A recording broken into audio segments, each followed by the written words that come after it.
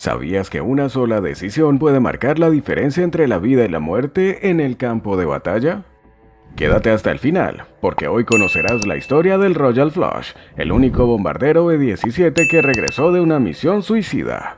Y lo que vivieron sus hombres es algo que jamás olvidarás. El 100º grupo de bombarderos enfrenta su prueba más mortal. El 10 de octubre de 1943, amaneció con un aire denso y cortante en Thorpe Abbotts, Inglaterra. Era un clima que presagiaba la gravedad de lo que estaba por venir. En la base aérea, el capitán Robert Rosie Rosenthal, junto a su inseparable copiloto Winifred Pappy Lewis y el navegante Ronald Bailey, se dirigían a la sesión informativa habitual. Sin embargo, esta vez el ambiente estaba cargado de una tensión palpable, distinta a cualquier otra antes vivida. Los murmullos entre los hombres del 100º grupo de bombardeo cesaron abruptamente cuando el comandante en jefe anunció su destino del día: Munster, una ciudad clave en la logística del Reich. A diferencia de otras misiones, cuyo blanco habían sido instalaciones industriales o puentes estratégicos, el objetivo esta vez era el corazón urbano de Munster. Era una ciudad llena de vida civil, pero también un núcleo neurálgico para el transporte ferroviario alemán, esencial para mover tropas y suministros. La misión consistía en desarticular esa red, aunque ello implicara atacar un centro poblado durante la misa dominical. La orden había sido tajante: atacar a pesar de las implicaciones morales. La mayoría de los hombres sabían que no volverían y si regresaban ya no serían los mismos. Entre ellos, Rosenthal y Lewis comprendieron el desafío que enfrentaban. A pesar de sus dudas, sabían que su deber era cumplir la misión asignada incluso si eso significaba cargar con el peso de las consecuencias. Aquel día, sin saberlo aún, iban a formar parte de una de las operaciones más letales en la historia de la 8ª Fuerza Aérea de los Estados Unidos. Los B-17 se elevan hacia la tormenta. Las primeras horas del día vieron despegar a 60 bombarderos B-17 del 100º grupo, formando una columna cerrada y disciplinada, que se dirigía al este hacia el corazón del territorio enemigo. Cada avión representaba la esperanza y el valor de 10 tripulantes que dependían de la precisión de sus compañeros para sobrevivir. El Royal Flush, tripulado por Rosenthal y su equipo, fue asignado a la posición más vulnerable, el extremo final de la formación.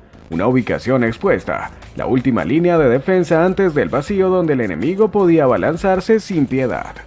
Los informes de inteligencia que recibieron antes de despegar eran contundentes. Se les había advertido que más de 500 cazas alemanes estaban preparados para interceptar su avance. No obstante, la esperanza estaba puesta en la escolta aérea de los P-47 Thunderbolts, que debían alcanzarlos en Holanda para protegerlos durante el trayecto más peligroso. Pero el clima en las bases de esos cazas aliados impidió que despegaran a tiempo. Los bombarderos continuaron su avance sin compañía, avanzando hacia el infierno completamente solos. A medida que penetraban en el espacio aéreo enemigo, la ausencia de la escolta comenzó a pesar como una losa en el ánimo de las tripulaciones.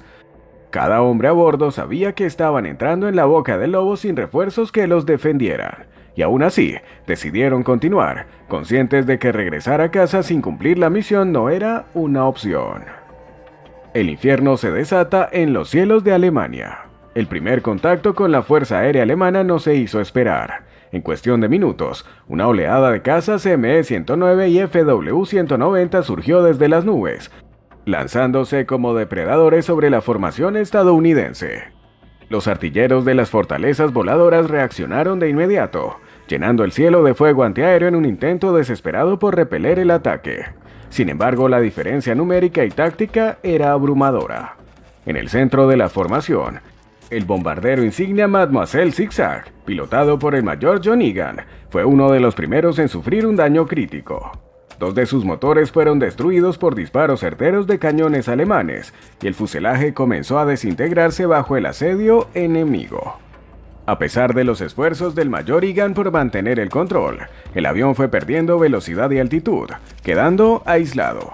Sin posibilidad de continuar, ordenó a su tripulación abandonar el aparato.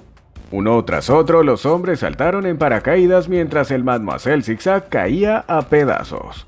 Ese fue solo el inicio de la catástrofe.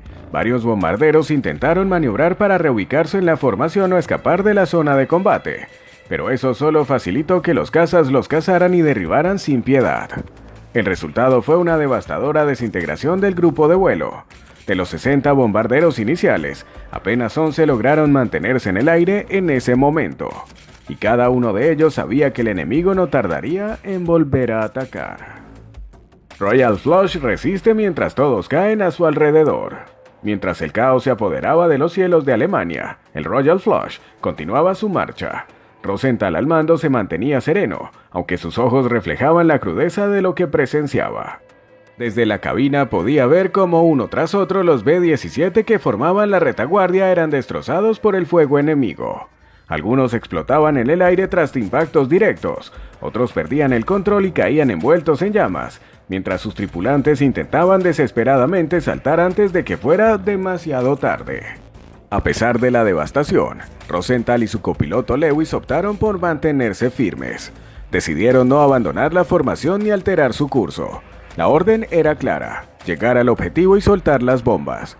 La fidelidad a esa misión era lo único que les quedaba cuando todo lo demás parecía derrumbarse. El horror a su alrededor se intensificaba con cada minuto, pero el Royal Flush se convirtió en un símbolo de resistencia para los pocos que quedaban. La moral de la tripulación se mantenía, a pesar de saber que eran los siguientes en la lista. Los artilleros seguían disparando sin descanso, repeliendo los ataques mientras el avión se sacudía con cada impacto cercano. Cada segundo era una batalla entre la esperanza y la desesperación. La última fortaleza en pie enfrenta lo imposible. Al llegar finalmente a la ciudad de Munster, el Royal Flush se encontró solo en el cielo. Era el único bombardero que había logrado alcanzar el objetivo. Las baterías antiaéreas de la ciudad, que habían sido instaladas para repeler una formación de cientos de aviones, ahora se concentraban exclusivamente en aquel solitario B-17.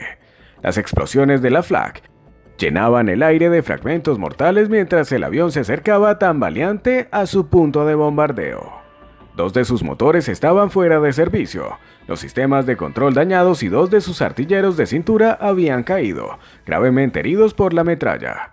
Aún así, Rosenthal activó el piloto automático y cedió el control al bombardero, quien abrió las compuertas y liberó el cargamento de explosivos sobre el blanco designado. Justo después de la descarga, un nuevo grupo de cazas FW-190 emergió de las nubes, lanzándose sobre el Royal Flush como aves de rapiña. Bill de Blasio, el artillero trasero, reaccionó con reflejos sobrehumanos, derribando a varios enemigos mientras el avión se sacudía violentamente. La resistencia del Royal Flush parecía imposible, pero seguían luchando con cada recurso disponible. La huida improvisada y el milagro del regreso. Con la misión cumplida, Rosenthal ordenó el regreso inmediato. El avión, gravemente dañado y sin escolta, comenzó su retirada a través del espacio aéreo enemigo. Los cazas alemanes, que habían consumido buena parte de su combustible en el ataque, finalmente se retiraron, dejando un respiro temporal al maltrecho bombardero. La tripulación, consciente de que cada kilogramo contaba, comenzó a deshacerse de todo lo que no fuera esencial para el vuelo.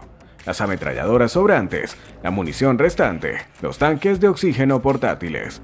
Todo fue lanzado al vacío para aliviar la carga y mantener la altitud suficiente para cruzar las líneas aliadas.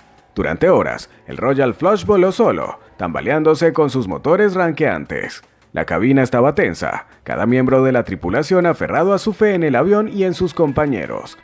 Finalmente, al acercarse a Inglaterra, los vigías en Thorpe Abbotts divisaron un único B-17 en el horizonte. Era el Royal Flush, regresando como un espectro desde el infierno. El aterrizaje fue forzoso pero exitoso.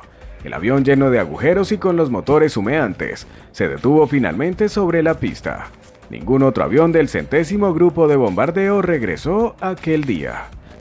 El costo del honor, el 100º Sangriento. La misión sobre Munster se convirtió en uno de los episodios más oscuros en la historia de la 8ª Fuerza Aérea.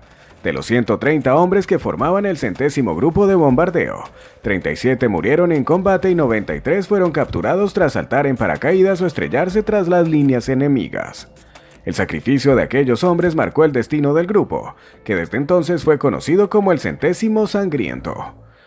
Aunque el Royal Flush logró regresar, no hubo celebración en la base. Solo un silencio respetuoso que recordaba el altísimo precio de la valentía y el deber cumplido. La historia del Royal Flush es el testimonio de un grupo de hombres que enfrentaron lo imposible y contra toda probabilidad regresaron para contarlo. ¿Crees que el sacrificio del Royal Flush y su tripulación fue necesario, a un precio demasiado alto en nombre de la victoria? Me interesa mucho saber tu opinión, déjala en los comentarios. Si te gustó este relato de valor extremo, suscríbete ahora y activa la campana para recibir notificaciones de cada nuevo contenido que subimos. Nos encontramos en la próxima misión.